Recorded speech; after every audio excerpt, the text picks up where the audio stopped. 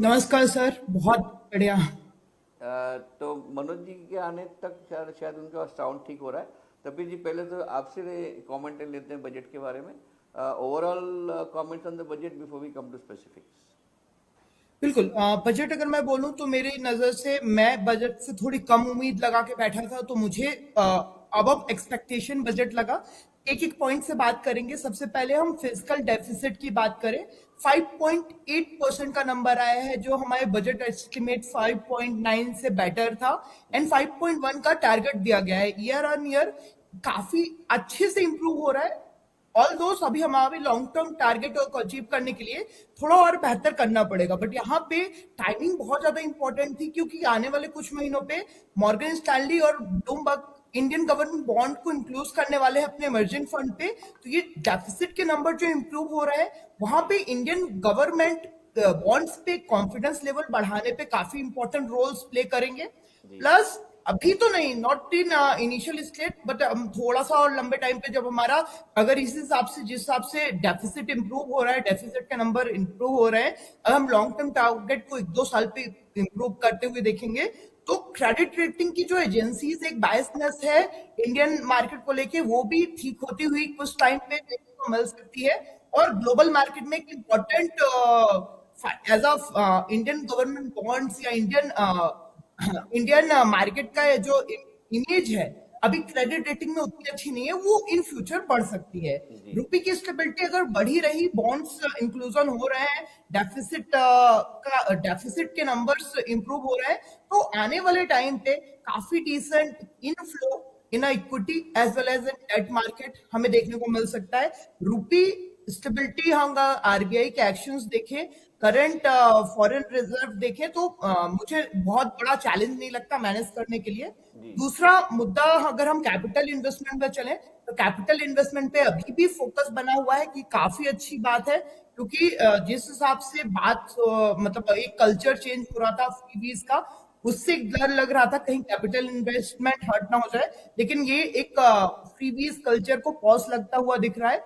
And 11.1% से बढ़ के 11.11 लाख शेयर का जो कैपिटल इन्वेस्टमेंट इंडियन मार्केट में हुआ है, ये काफी अच्छा मूव है, काफी अच्छा डायरेक्शन है, कि जी।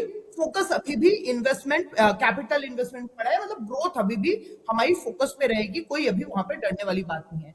अपार्ट फ्रॉम, तीसरी जो सबसे अच्छी बात मुझे लगी, कि इस बजट में ज्यादा फोकस किया गया है 2047 पे डेवलप इंडिया को लेके। और डेवलप इंडिया अगर हमें 47 में चाहिए, तो उसके लिए मेरे हिसाब से 3 से 4 चीजों पे काम करने की बहुत ज्यादा जरूरत है। सबसे पहला है इंफ्रा। इंफ्रा पे काम, रोड्स हम सेकंड पे आ चुके हैं, लेकिन रेलवे पे बहुत स्कोप है काम करने के लिए। रेलवे पे भी कमर्शियल साइड बहुत ज्यादा स्कोप है जी। काम करने के लिए। तो वहां पे जो 3 कॉरिडोर्स अपॉइंट किए गए हैं, इकोनॉमिकल कॉरिडोर, वो एक हेल्प करते हुए दिखेंगे। यहाँ पे पोर्ट कनेक्टिविटी इंक्रीज करने की बात की गई है। एनर्जी माइनिंग के लिए जो इंफ्रा सीमेंट कॉरिडोर बनाने की जो बात की गई है फाइनेंशियल बिल पे, वो काफी इंपॉर्टेंट रोल प्ले कर सकते हैं।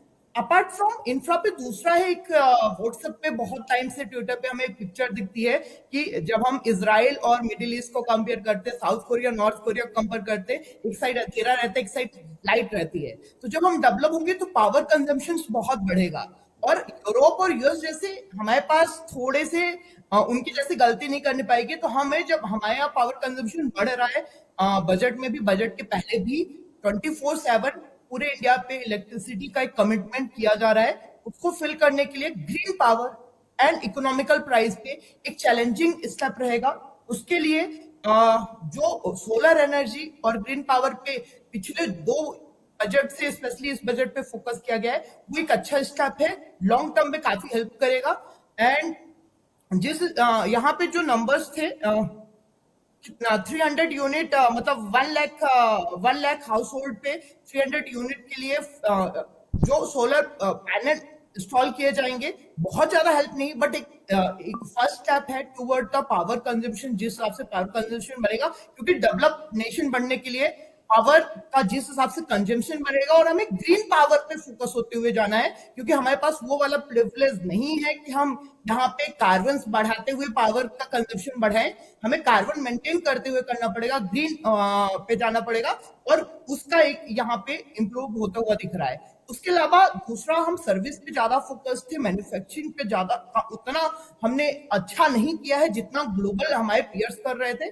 उसके लिए इनोवेशन के लिए, इनोवेशन पे, रिसर्च पे उतना ज्यादा इन्वेस्टमेंट नहीं था। इस पर्टिकुलर बजट पे ये तो एग्जैक्ट नहीं है, या तो लोअर इंटरेस्ट या नील इंटरेस्ट पे रिसर्च के लिए जो फंड प्रोवाइड किए जाएंगे, ये बहुत ही अच्छा कल्चर सेट करेगा कॉर्पोरेट में भी, गवर्नमेंट में भी, कि इनोवेशन और रिसर्च पे भी कॉर्पोरेट एक इन्वेस्टमेंट करना स्टार्ट करेगी, जो इंडिया जैसे इकोनॉमी के लिए बहुत ज्यादा जी इंपॉर्टेंट जी है। जी बिल्कुल। Apart from that, infra, innovation और स्किल्ड, स्किल इंडिया अभी उस लेवल पे काम नहीं कर रहा है, लेकिन मैं एक्सपेक्ट कर रहा हूँ जिस हिसाब से गवर्नमेंट चीजों को इंप्रूव करी, क्योंकि एक इंफ्रा में हम बात करें, कॉर्पोरेट गवर्नेंस से सीतारमन मैम ने एक पॉइंट इंट्रोड्यूस किया, जब से जीएसटी आया है कंप्लायंस इशू सॉल्व हो रहे हैं। जीएसटी जब इंट्रोड्यूस हुआ था, हम सबने बहुत ज्यादा प्रॉब्लम फेस की, बट एक स्टेप था कि ईयर बाय ईयर वो इम्प्रूव हुआ दिख रहा है, और आने वाले टाइम पे और ज्यादा इम्प्रूव हो जाएगा, ऐसी हम उम्मीद कर रहे हैं। लेकिन अभी भी काफी स्मूथ हो चुका है जो फंक्शन है कॉर्पोरेट गवर्नेंस का,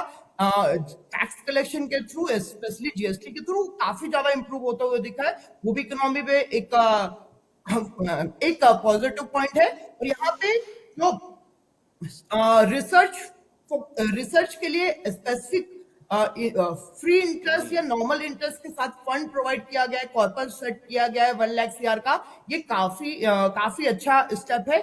ये आने वाले टाइम पे कल्चर बूस्ट करेगा कॉर्पोरेट में भी।